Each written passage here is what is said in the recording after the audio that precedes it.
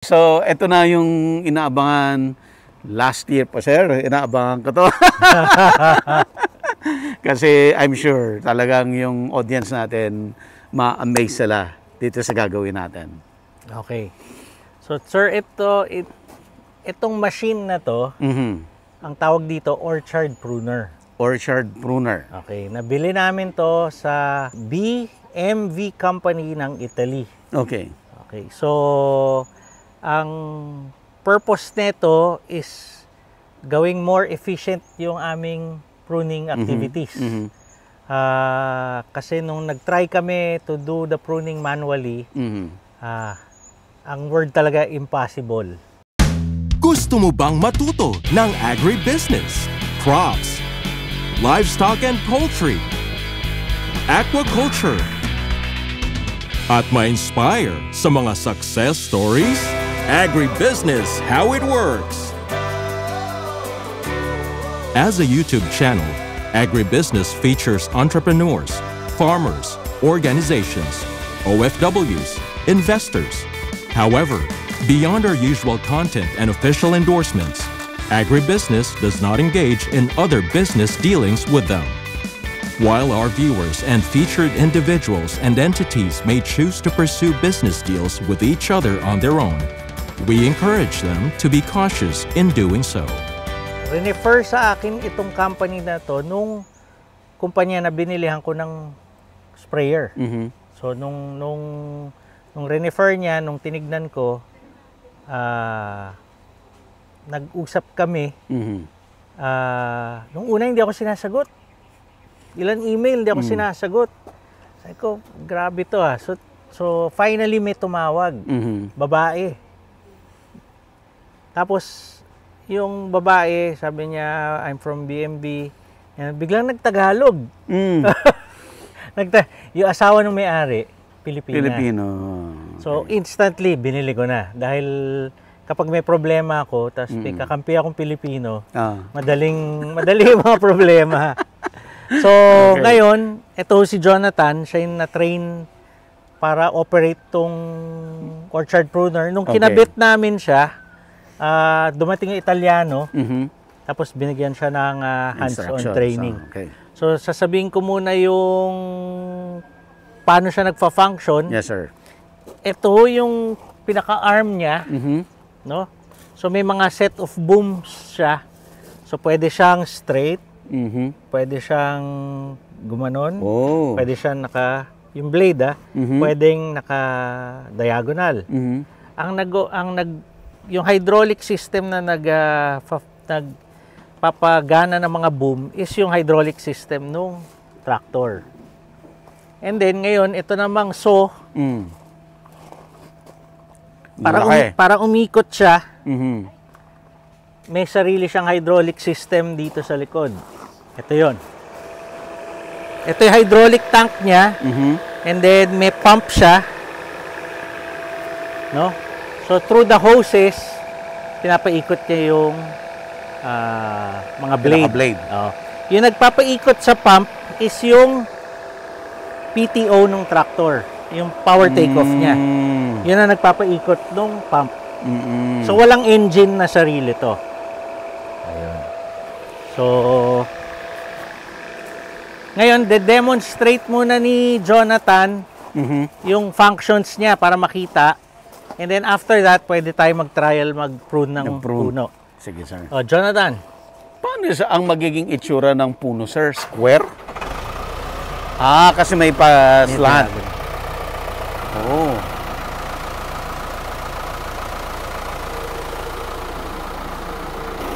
Sir, yung ano niya, yung height niya na pinakamataas, nasa 5 meters. 5 meters. Yung tree, sir, anong mini-maintain mong height? Ang gusto namin, 4. 4. Pero hindi namin, gagawin namin gradual eh. Ayaw namin putulin kaagad sa 4.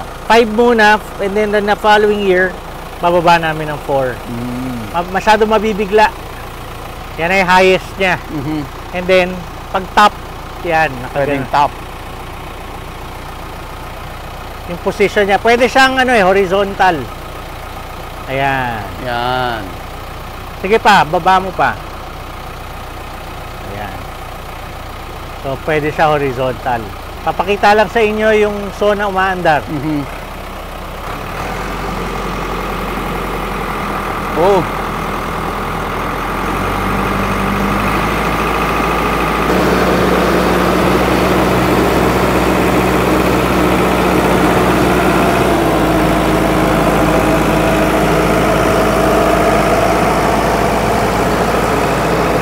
Demo na tayo. Okay, Jonathan. Masyado siyang malapad eh. So babawasan namin dito sa side. Paano sir ang orientation? Hindi, pag ganito ho yung row, pero masyado malapad itong branch niyang to. So para lang makita nyo, may limit lang yung pruner. Kaya niya lang hanggat 200 mm na size. So pag mas malaki doon, ano pa rin Ipak kami? na. Chainsaw pa rin. Chainsaw na. Ito papabawas ko to, sir. Ito sir, Ayan. tapyas to. Tatapyasin natin para ito, tatapyasin niya hanggat dito. Okay. Para medyo maging narrow. Ito ba sir na nagamitan na to nung Pruner? orchard pruner? Ito dito ho, sa side na to. At saka sa taas. Okay. So, i-refine lang namin for demonstration. Ito yung pinakamalaking size eh. Meron hong mas maliliit yan eh. So, kung pangkalamansi, pwedeng lagay sa maliit na Mas tractor. maliit na tractor. Sir, dito tayo medyo Okay. para safe. Doon tayo. Tapos sir, itong tractor na to may tawag creeper function. Pag linagay mo doon, yung andar niya talagang gapang lang. Kasi kailangan yung saw, hindi mo tutulak eh. Kailangan papabayaan mo kumain yung saw. Kasi pwede baka masira. Baka mag-break yung branch.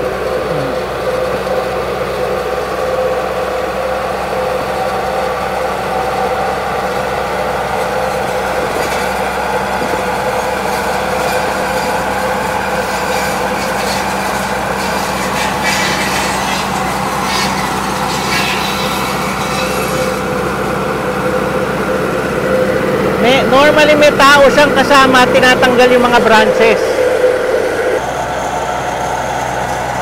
Yan, kung medyo nakaslant.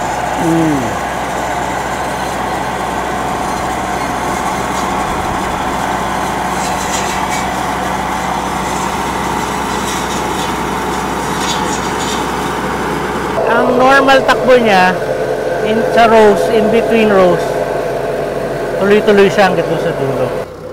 Pakita niya prune yung top part. I think for my 6,000 trees I will need mga 3 nito eh. 3 pruning machine para matapos ko yung work. Yan, pag yung gusto mong height, yan na yun. Meron kaming tao na may 4 meter or 5 meter na pole. So lahat nung nasa taas nun, Out lahat. puputulin na niya.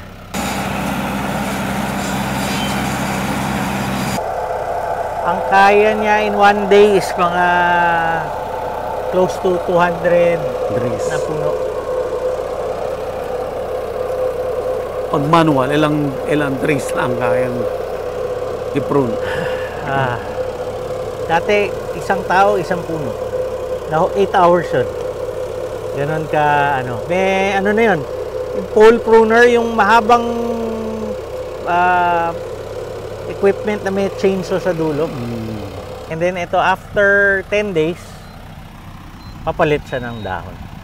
Kapag nakuha na namin desired height and desired width, ang puputulin na lang yung yung dulo. Hindi na yung malalaking branches, panay dulo na lang. Yung mga next cropping cycle, sir. So mas mabilis pa yung yung output. Kasi ganyan lang kalalaking branches yung Ibabalik mo lang siya lagi sa dati. Lahat ng nag-sprout na bunga, tanggal ulit, balik sa dati. And then pagbalik sa dati, dadahon na naman yun, so hahaba, and then mamumulaklak. And then pagkatapos mag-ani, balik na naman dito.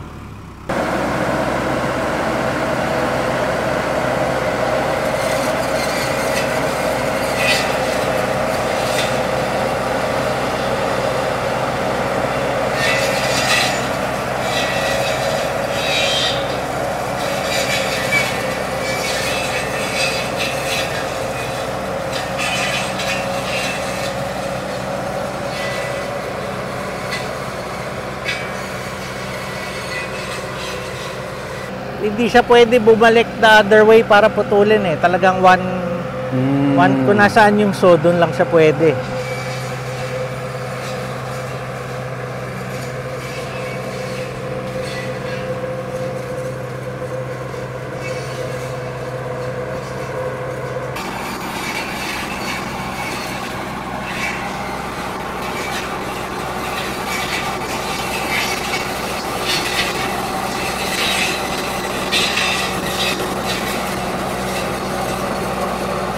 Hindi siya sanay na ikot-ikot kasi ang operation talaga gano'n, no? Diretso. Pagdating doon sa dulo, doon pala siya ikot. Pero ang bilis. Tapos very safe.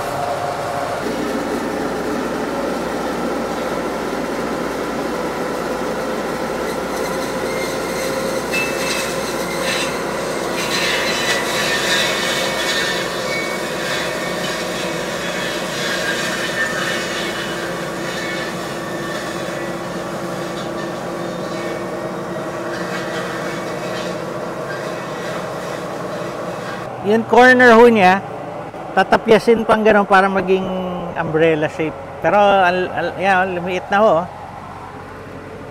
Ganda. May bago silang design, sir.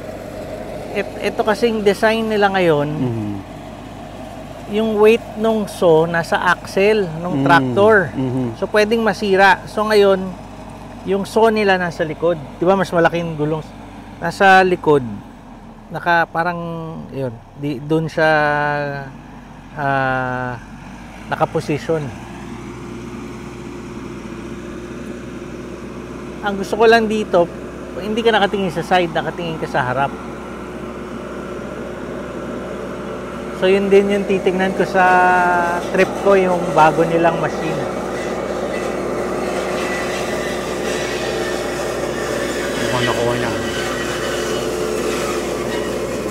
Yun. Ganyan na lang mga kalaki mga puno namin yan. Liit na lang, ganda no? Laki ng lineet. Oo. Pag nagtalbos naman yan, lalaki ulit yan, sir. Mga ganyan kahaba. So, parang half meter.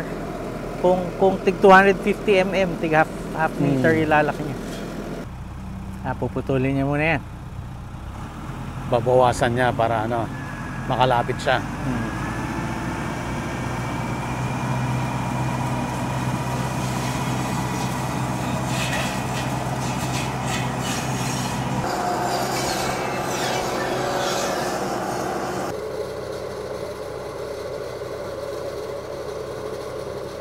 Hindi niya pwedeng masyadong horizontal kasi babagsak yung branch.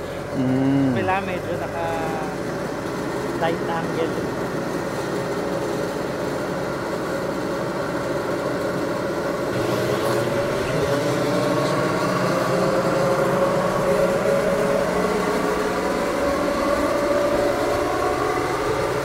Yun, dali na niya.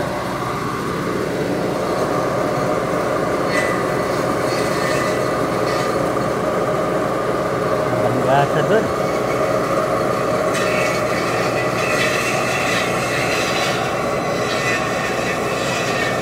Hey! Tapos, nakuha din. sir, i-recap lang natin dito. Yes, sir.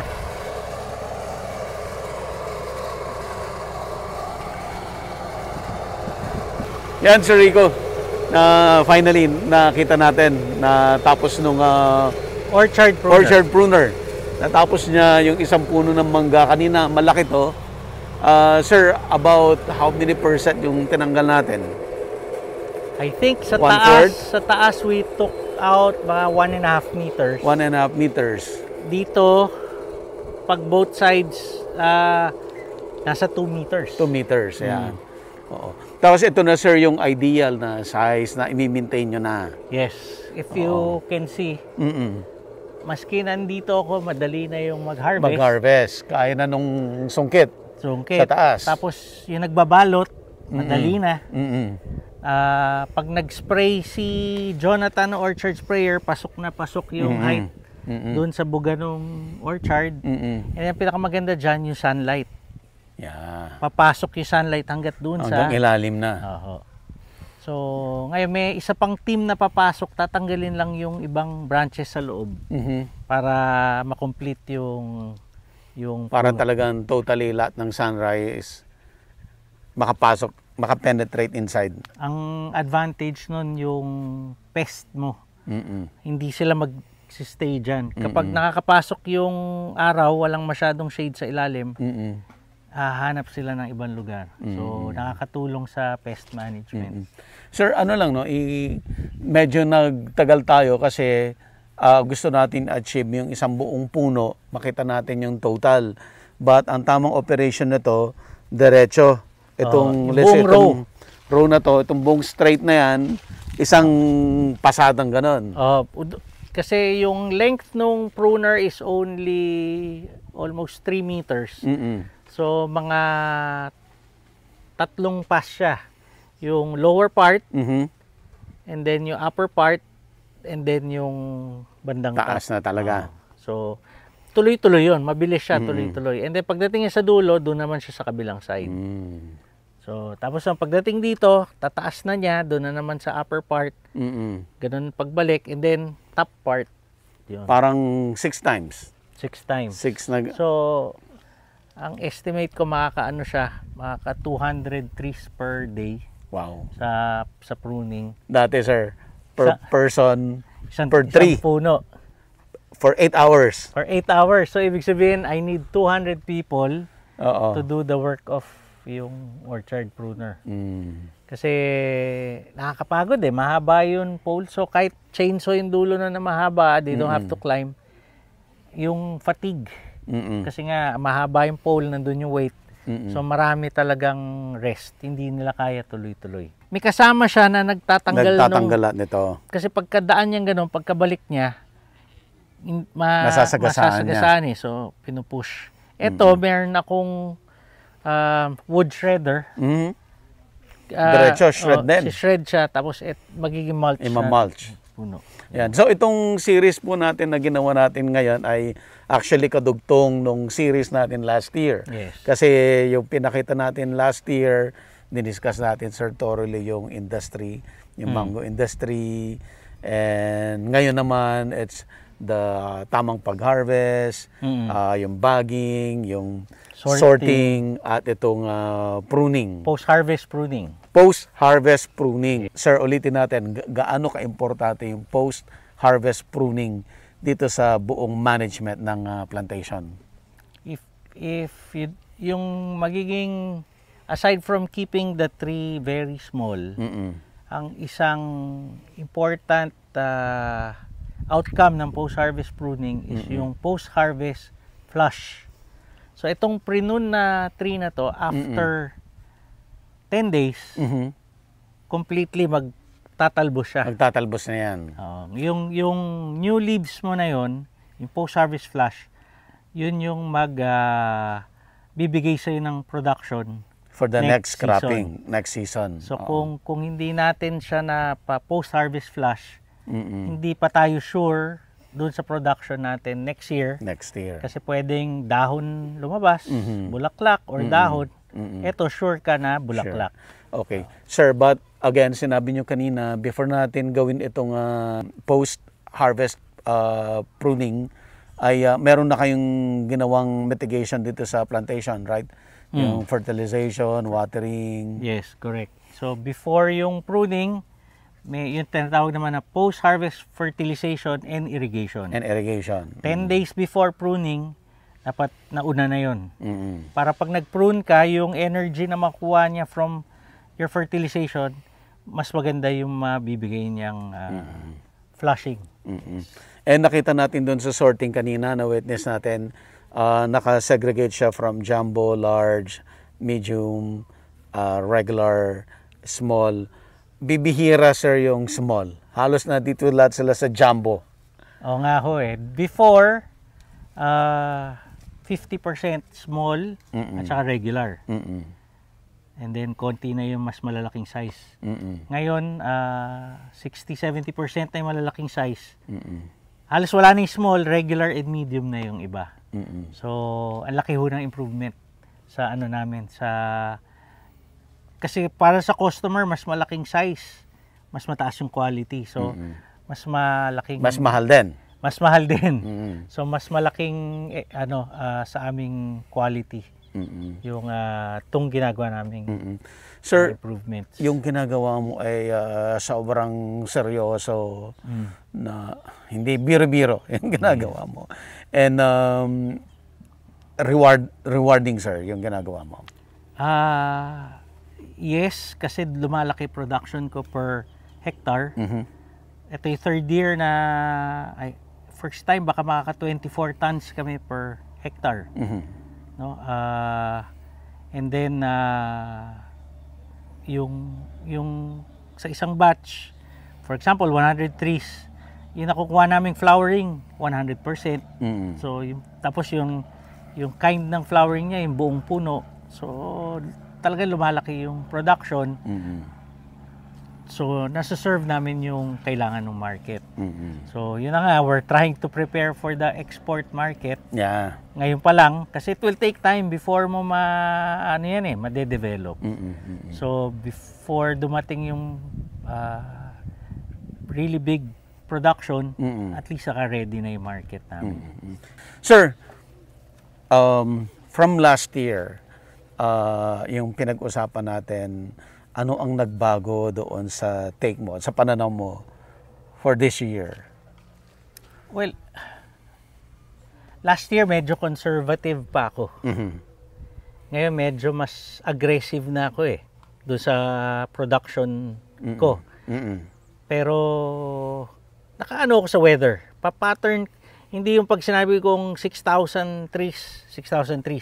Kung tumapat yung projection ko yun na, kunyari ngayon, La Nina, I have to adjust to a much smaller production area kasi high risk.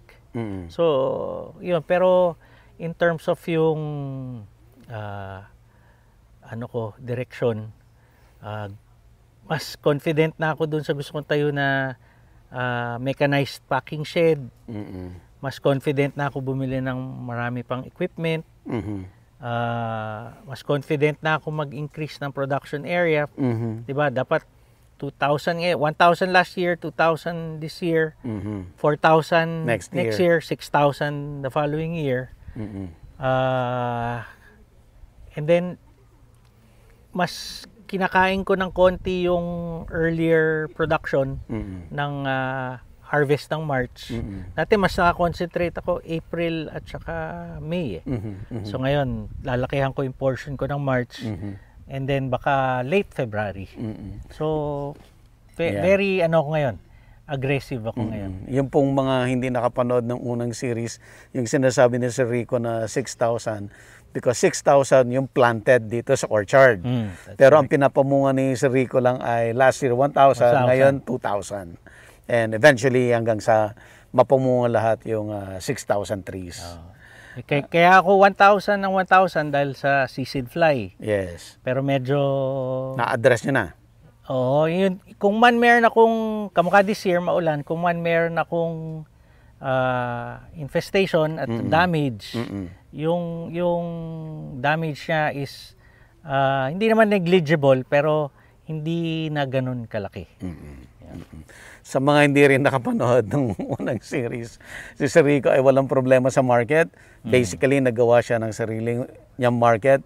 Wala yan doon sa traditional market na palengke, na bagsaka, na tawaran. Wala doon. Andun siya sa premium market which is dinevelop nila ng sarili nila.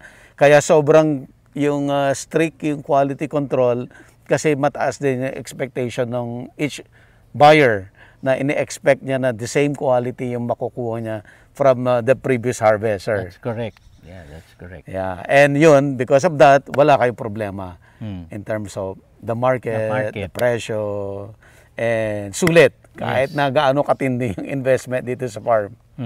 So yung pinag-usapan natin na yung ambition ko maging world-class na mango orchard, hopefully in sana 2 to 3 years, Ma-realize medyo nakarating na ako. Nandun na.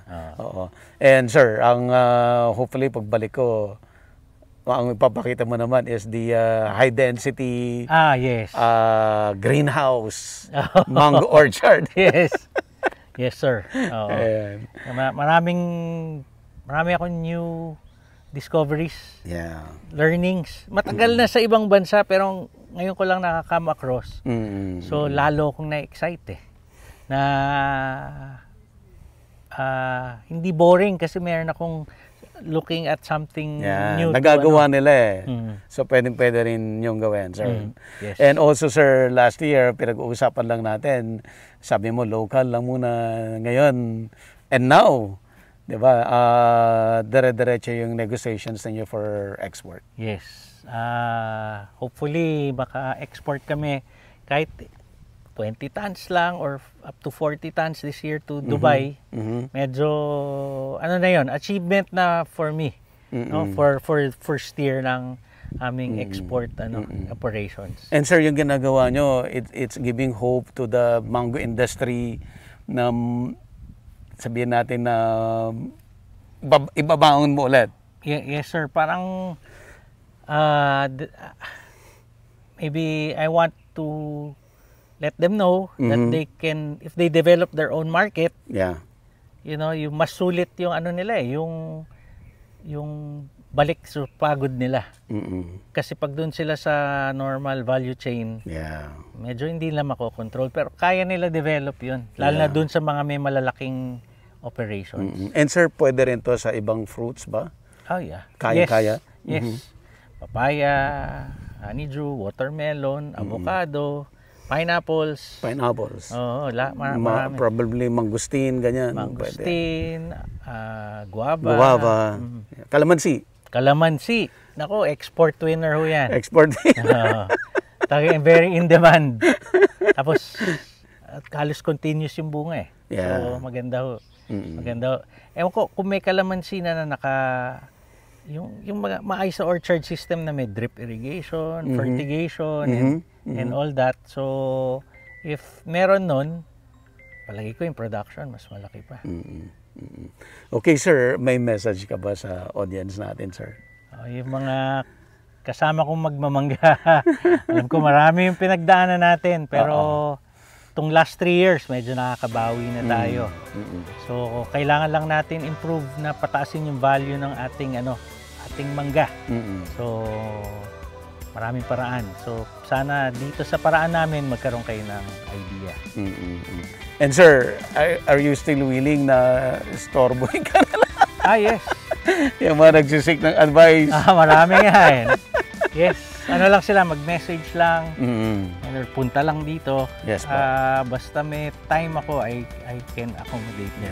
I-flash po natin yung contact details sa Sir Rico dito sa video description box. Basahin niyo lang po. And sir, ano ka ba? Nag-accept ka ba ng ibang buyers? Oo. Yung mga gusto mag-dealer, pwedeng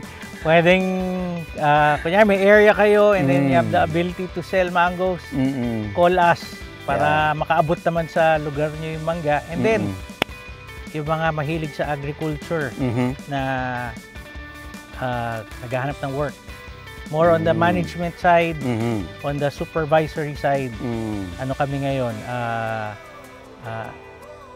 inaayos na namin yung organization namin para mabigyan ng tamang direksyon lahat ng ginagawa namin. Sir Rico, thank you so much po. Thank you, sir. Come back again. Yes, sir. Yes, sir. Come back again. So, basta may bago, I'll text you. Yes po. Yes po. So, yun po. So, thank you again for visiting our farm. Yes, sir. Okay. Agribusiness merch is now available on Shopee and Lazada. Agribusiness, how it works. Instruct, inspire, succeed.